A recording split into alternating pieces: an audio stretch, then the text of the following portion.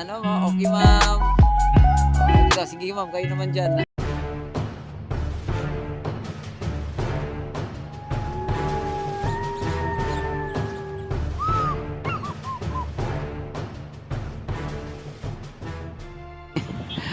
Ayan, good morning.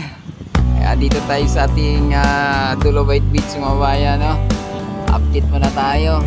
Medyo tanghali na. At iilan na lang yung namasyal ngayon dito sa ating Dolomite Beach, no?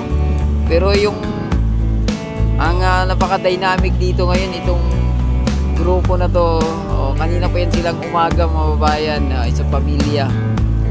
Kanina talagang sinusulit nila yung pamamasyal ngayon dito sa ating Dolomite Beach, no? Hello ma'am, good morning. Ayan, sila namasyal dito sa... Ayan, oh, okay ma'am. Dito, sige ma'am, kayo naman dyan. Ayan ma'am, first time kayong namasyal dito ma'am or nakailan na? O mukhang nakailang ulit na pala sila. Ayan, sige mga bayan, no? Ito pa isang Uy, may speedboat palang umarurot dun, oh. Tingnan mo yan, oh. Yan, oh, lakas. Ito, balik tayo rito sa isang magpamilya, mga bayan. Ayan, parang nagpipiknik. Siguro nga kung pwede lang ditong magbaon, no, or magdala ng pagkain dito sa loob. Siguro marami na ditong nagpipiknik mga kabayan. So ang ginagawa na lang dito, ano na lang yung tawag dito, upo na lang. Gaya ng ito nga, yung sa pamilya, kanina pa yan sila dito. Sinusulit ni yung pamamasyal ngayon dito sa Manila Bay mga kabayan.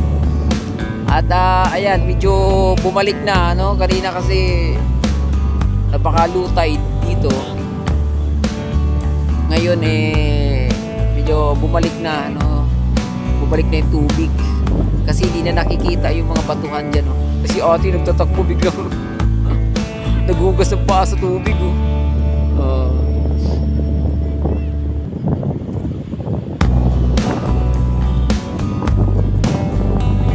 Yan, although mga kababayan, kung pansinin natin wala masyado nga ditong tao sa Manila Bay, sa Dolomite, pero doon banda sa mga lilim ng puno ng nyug, ayun, nandun tumatambay yung mga kababayan natin.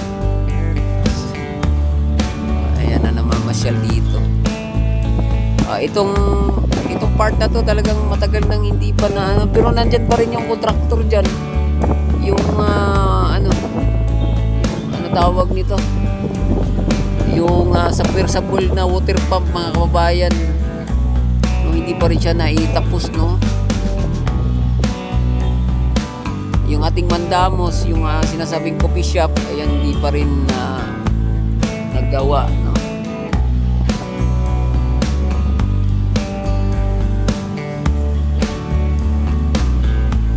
Ayan, ito talaga, ito talaga yung purpose ng former president nagpaggawa dito ng Dolomite Beach mga bayan, yung mga kabataan na ma-enjoy nila. Ito nga, kahit matanda na, nag-enjoy nga,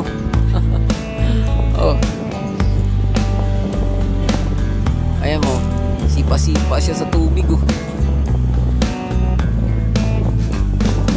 ito talaga, ito yung sinasabi kong sa sit up nila, talagang naka-ready na yan para sa magbabad dito sa Manila Bay.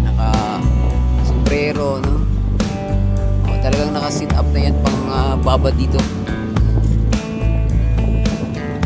May isa pa dun sa may nakahiga lang, nag-i-enjoy talaga ng gusto si ate, Ang linaw ba naman kasi ng tubig dito, lalo na kaninang umaga, no? Crystal clear ang tubig dito. Tingnan mo yung mga foreigner na nandito,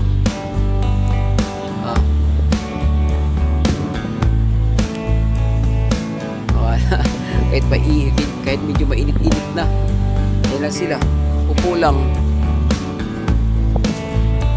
Yung mga foreigner kasi wala namang takot sa init. Foreigner pala tong partner nito mga babayan, kaya pala nagbabad sa init. Ayun nakasunglasses lang ayun pala yun, kaya pala hindi sumilong ayun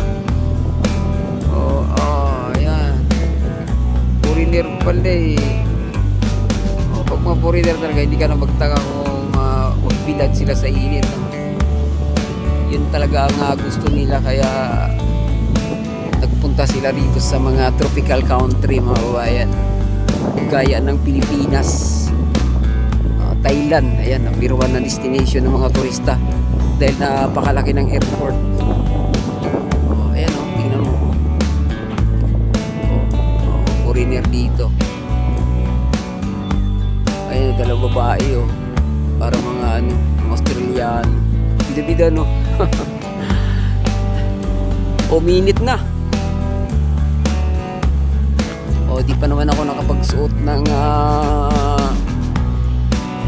para sa init kasi makulimlim nga ang mga babayan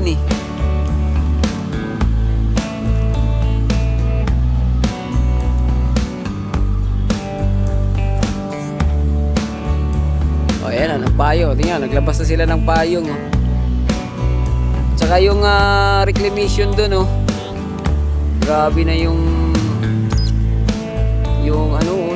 bundok ng mga buhangin dun sana naman hindi mabalahura yung ating Manila Bay pagka natapos na yung mga project na yan. Ngayon talaga ang mahirap pag nabalahura yung isang lugar. Hello sir, ayan kumusta ang pamamasyal sir? Ma'am, kumusta ang pamamasyal? Nag-enjoy ba kayo kahit medyo ayan, uminit lang kaya alis na kayo? Mainit lang. First time namin dito. Ay, first time. Anong masabi niyo sir sa improvement dito sa Manila Bay? Okay naman, maganda naman. Maganda. Sa mga vlog. Ayun. So, to see is to believe ka na ngayon. Maganda pala. Bukas mag-upload doon sa mga makalawa. Camilo Liemet vlog po. Camilo? Camilo Liemet po. Liemet. L-E-M-I-T. Ano pa pala? Sige sir, baka sir. Baka. Camilo Liemet. Ayan. Thank you. Enjoy. Ayan, mga bayan, mga kababayan na ito, tingnan di ba? To see is to believe sila. Yung kanilang nakikita sa mga vlogger o sa mga kapwa ko vlogger. Yun, napapanood nila ng personal. Di ba? Kaya nang sinabi natin yung mga nakausap natin nung nakaraan, yung from galing Melbourne, Australia. Tuwang-tuwa sila rito. Dahil sa improvement ng tubig sa Manila Bay at sa mismong Dolomite Beach mga bayan. Ang hindi lang sila natuwa itong comfort room dito kasi yun nga yung itong tawag nito yung ating pansamantala ginagamit dito yung portalet. Sa lalaki yan wala talagang problema yan sa mga kababaihan nating kababayan medyo problema ang portalit mga babayan kasi hindi sila komportable kahit mag-CR lang mag-urinal lang hindi. Ako nga pag pumasok dyan tapos nakabukas yung bowl kitang kita yung hindi dapat makita mga babayan pag may nahina yung sikmura talaga naman ito pa kahit tanghali na dumarating ayan mga kababayan natin na namamasyal dito. Buti na nga ngayon makulimlim pag hindi ito makulimlim baka wala na nga tao ngayon dito. Time check tayo 11:30 ng umaga, tanghali na mga babayan. Yung ginagawang pagpatag nila ulit dito so hindi na nasundan nung December pa to yung huling every Thursday kasi katulad kahapon so expected natin na ngayon may makita na tayo rito panibagong tulak ng buhangin dito mga bayan pagpatag. So sa ngayon wala pa wala pa. Ito mga babae natin. Oy, ganda ng tibahay ma'am. Ayan. O bukas mama, upload natin to sa YouTube ha. O galing si mama, para naka-UP lang. Oblation. Ito ba, o, tingnan nyo. O itong ating famous na Dolomite Stone marker dito sa Manila Bay, mga bayan. Yung isa talaga nating kababayan doon, natulog na. Ayan, so hanggang dito na lang muna ating update, no? Huwag kalimutang mag-subscribe at i-click ang notification bell para ma-update kayo sa mga susunod pa nating video dito sa Manila Bay. Adios amigo, bye-bye. Salamat.